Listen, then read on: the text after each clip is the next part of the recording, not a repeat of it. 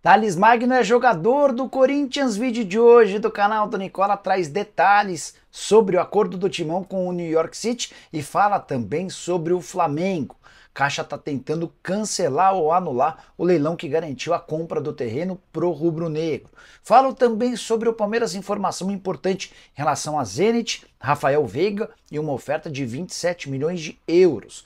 Para completar, no São Paulo haverá saída de atletas? Te dou uma bela atualizada sobre o mercado. Tem ainda novidades sobre o futebol, rodada do fim de semana, bastidores e muito mais.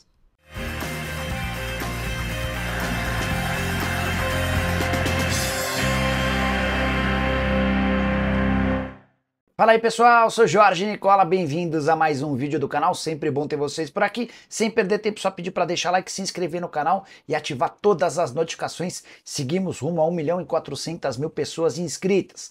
Quero contar que todo esse conteúdo é um oferecimento de Aposta Ganha, o único site que te dá R$ 5 para você fazer sua primeira aposta. Já tem link no comentário fixo. Antes de explicar como é que funciona, deixa eu só mostrar as partidas dessa segunda-feira. Campeonato Brasileiro com Cruzeiro e Fortaleza, jogo em Cariacica, vou de vitória do Cruzeiro. Já nas Olimpíadas tem França e Egito, futebol masculino, vou de vitória da França. Pelo mesmo torneio, vou de vitória da Espanha contra Marrocos. Nas Olimpíadas você ainda tem uma série de outras oportunidades. Queria destacar os jogos de vôlei masculinos. França e Alemanha jogando meio-dia, com a França bem favorita. Às 4 da tarde tem Estados Unidos e Brasil. Jogo válido pelo mata-mata, perdeu, tá fora. Os Estados Unidos são favoritos. Tô apostando meio que com uma torcida na vitória da seleção brasileira. Para você fazer sua fezinha na aposta ganha, link no comentário fixo, clica, faz o cadastro. Automaticamente já aparece em R$ 5 para você fazer sua primeira aposta. Combinado? Bora começar o vídeo com aquele tradicional giro de notícias e a primeira informação é sobre Wagner Mancini, que não é mais técnico do Atlético Goianiense. Depois de mais uma derrota ele foi demitido e já há inclusive um substituto. Humberto Luzer está trocando a Chapecoense pelo time de Goiás. Atlético Goianiense que sob o comando do Mancini não venceu. A derrota por 4-1 contra o Botafogo foi a última de 8 partidas sem nenhum triunfo. Já o Fortaleza tem acordo fechado com Eros Mancuso, lateral do Estudiantes. Falta um acerto com o time argentino. Existe otimismo para que ele possa ser contratado ainda nessa janela de transferências. Para completar o giro de notícias, Ener Valencia pode deixar o Colorado até o fim dessa temporada. Jogador vaiado por torcedores no empate contra o Palmeiras, não é a primeira vez que isso acontece. Há também uma má relação do atleta com o Magrão, que é o executivo de futebol do Internacional. A saideira do giro de notícias, Éder, ex-atacante do São Paulo, que anunciou sua aposentadoria depois da vitória contra o Atlético Mineiro no último sábado, vestindo a camisa do Criciúma, seguirá a carreira agora numa nova função. É possível que ele assuma o cargo de coordenador técnico do Tigre. Bora falar agora sobre as chances de rebaixamento no Campeonato Brasileiro da Série A, rodada super importante, com vitórias do Grêmio, do Fluminense e também do Vitória. Turma lá de baixo reagindo e mudando a ordem das coisas. Quero mostrar as estatísticas, as chances de rebaixamento de acordo com o site Infobola, do matemático Tristão Garcia. Antes, só lembrar que 14 times dos 20 ainda têm matematicamente alguma chance de queda. O grande favorito ao rebaixamento é o Atlético Goianiense, com 97% de chances, só 12 pontos conquistados, tem 9 pontos de desvantagem para o primeiro time fora da zona do rebaixamento, que é o Internacional. Já o segundo favorito a cair é o Cuiabá, com 60% de chances. O Corinthians aparece como o terceiro com mais chances de cair, 57%. Fluminense e Vitória 41%, cada o Grêmio tem 28%, Juventude com 26%, Vasco 16% de chance, Internacional com 13%. É importante lembrar que o Inter, apesar de estar só uma posição à frente do Z4, tem muitos jogos a menos do que os adversários, 16 partidas, alguns dos times já disputaram 21 jogos. Criciúma com 10%, Red Bull Bragantino com 4%, Atlético Mineiro e Atlético Paranaense 3% cada, o Bahia com 1% completam essa lista. Para você, quem serão os rebaixados? Eu uso espaço para comentário e deixe a sua opinião registrada, beleza? Hora de falar sobre o Botafogo, mais especificamente sobre Pablo, um dos principais zagueiros contratados pelo Botafogo na temporada, mas que não consegue jogar. A temporada dele é toda esquisita. e marcada por lesões. No Flamengo, um único jogo. Ele chega para o Botafogo e se machuca logo na primeira semana. Consegue se recuperar, estreia no dia 21 de abril, joga 28 minutos e tem uma nova lesão desde então. Não conseguiu mais entrar em campo. Vale a lembrança de que o Pablo segue vinculado ao Flamengo, empréstimo termina em dezembro e parte dos salários do jogador são pagas pelo rubro-negro ao Botafogo. No ano só, 2 jogos, 73 minutos pelo Flamengo, 28 minutos pelo Botafogo. Considera um dos bons zagueiros do nosso futebol, mas não tem conseguido se colocar à disposição. Só para completar em relação ao Fogão, Thiago Almada, meio atacante argentino, e Gatito Fernandes, goleiro paraguaio, estão de volta depois de disputarem as Olimpíadas em Paris. Quero falar agora sobre o Flamengo para contar que a Caixa está tentando anular o leilão que garantiu a compra do terreno no gasômetro pro Flamengo. É lá que o rubro-negro pretende construir seu estádio. Algo até imaginado, esperado pelos dirigentes do Flamengo, agora se confirmou. A Caixa entrou com uma petição pedindo a anulação do leilão do terreno no gasômetro. A alegação é de que houve desvio de finalidade da desapropriação com o objetivo de beneficiar o rubro-negro. Caixa também se incomodou bastante com a presença de políticos em meio à comemoração por conta dessa compra do terreno. Só para completar em relação ao Flamengo, o Rennes da França promete melhorar sua proposta para a compra de Fabrício Bruno, zagueiro que quase foi parar no West Ham algumas semanas atrás. O Rennes da França ofereceu 12 milhões e meio de euros fixos, mais 1,5 milhão de euros em bônus para que o negócio saia. Essa proposta já foi recusada e o time francês promete para essa semana uma oferta superior na tentativa de contratar o atleta que tem jogado muito bem com a camisa do Flamengo. Bora falar agora sobre o Grêmio, que acerta os últimos detalhes de uma venda importante. Gabriel Mack, só 16 anos de idade, atua pelo Sub-20, nunca jogou profissionalmente, pode garantir até 24 milhões de euros ao Grêmio. Esse valor equivale a quase 150 milhões de reais. É bem verdade que esses 24 milhões que serão pagos pelo Chelsea incluem uma série de bônus que precisariam ser cumpridos durante a estadia do atleta. Pro torcedor do Grêmio, é bom lembrar que o garoto que tem só 16 anos de idade completa 18 em 2026, no mês de abril, ele fica pelo menos até completar 18 anos de idade. Então vai haver tempo para que ele possa atuar pelo time principal. Não poderá se mudar para o Chelsea antes da janela da metade do ano de 2026. Jogador que é representado pelo pai do Neymar recentemente. O pai do Neymar e dirigentes do Chelsea estiveram em Porto Alegre para abrir as negociações. Durante o fim de semana a coisa avançou e está praticamente sacramentada. Ainda estou tentando descobrir se o Grêmio vai conseguir manter um percentual de uma venda futura. Essa era uma das ideias do atual presidente tricolor, ficar com pelo menos 10 a 15%, imaginando uma valorização do Gabriel Mack. Você já viu ele jogar? Gosta? Tem boa impressão? Use o espaço para comentários e já avalie, beleza? Antes de mudar de assunto, só contar que Fábio, lateral direito do Grêmio, fez postagem em tom de despedida. Ele escreveu o seguinte, abre aspas, aproveitando todos os minutos que está acabando, agradecer muito o futebol por tudo que me deu, prazer em jogar com esse time e com esse grupo.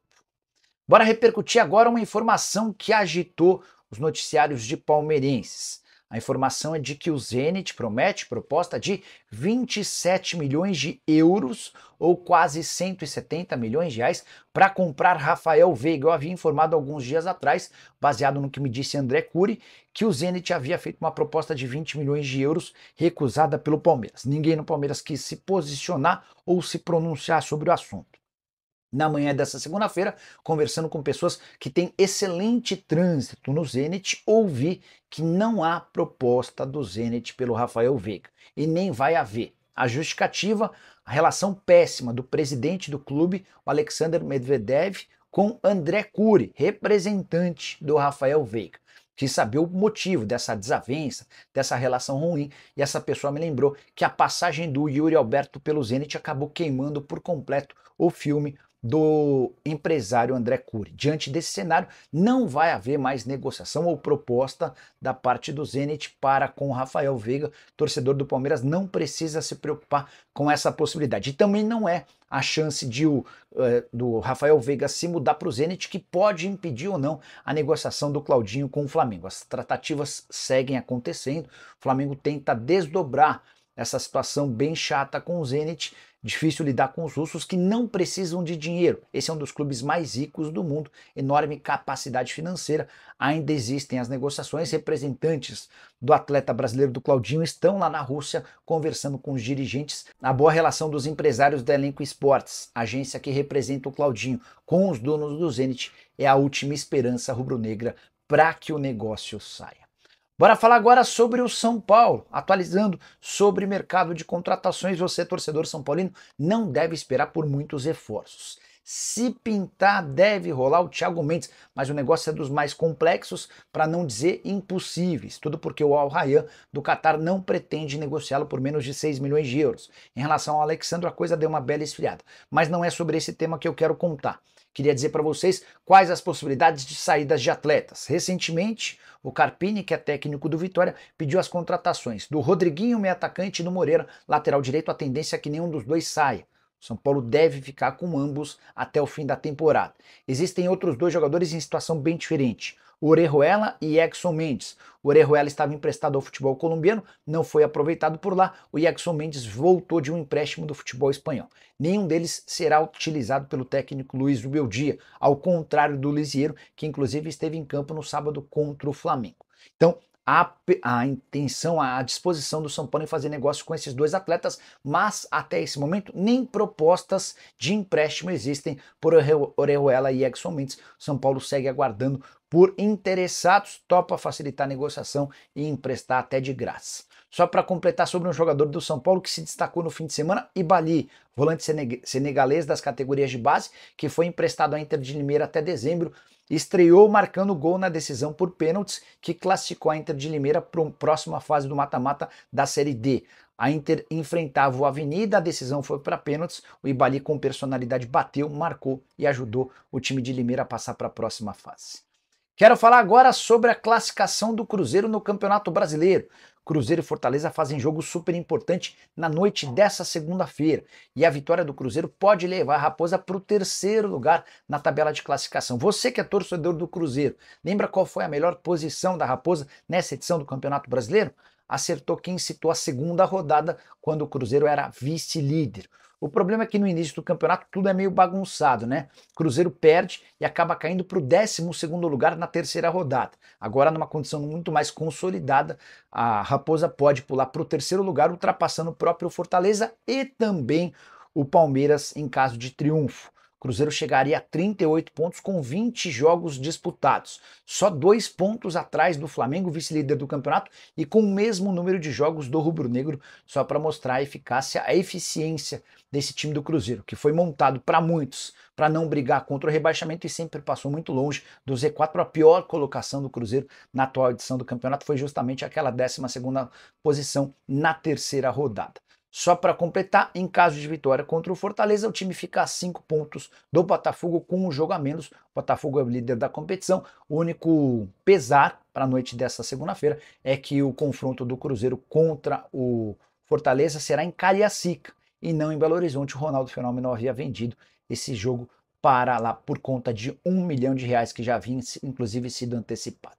Quero falar agora sobre Thales Magno, que é novo reforço do Corinthians. O anúncio acontecerá nas próximas horas, já está tudo certo entre Corinthians, New York City e Atleta. Empréstimo de uma temporada, na teoria, esse empréstimo é gratuito, levando em consideração que o Corinthians vai comprar o jogador, a operação de compra de 13,5 milhões de dólares ou 78 milhões de reais. Se o Corinthians decidir não ficar com o jogador, vai ter de pagar 1,5 milhão de dólares pelo empréstimo ou 8,2 milhões.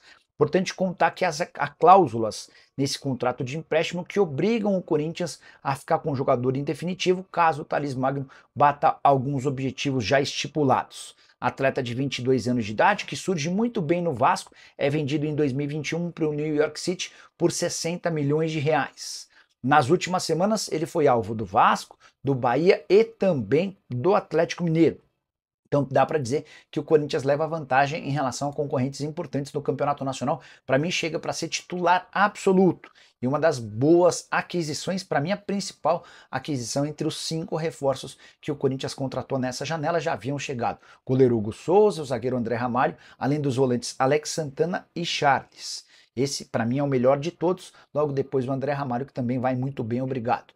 Só para completar em relação ao timão, o Corinthians ainda busca um centroavante. O Alex Arce é a primeira prioridade, a primeira opção, jogador paraguaio de 29 anos de idade que atua na LDU, mas existem tratativas também com outro centroavante, cujo nome ainda não foi revelado. O Corinthians tem convicção de que precisa urgentemente de um camisa 9 para fazer gols, e isso ficou bem claro no empate em 2-2, absolutamente frustrante contra o Juventude, que complicou ainda mais a situação do Timão, jogando em casa, diante de 45 mil pessoas, durante a maior parte do tempo com 2 atletas a mais. O Corinthians finalizou mais de 30 vezes e não conseguiu fazer o gol da vitória. Só para arrematar, o técnico Ramon Dias segue insistindo em Cuéllar, mas é muito mais um pedido do técnico do que uma necessidade na visão dos dirigentes. Vamos ver como é que essa história termina. Curtiu o vídeo? Esquece de deixar like, te inscrever no canal. A gente se encontra mais tarde. Tchau!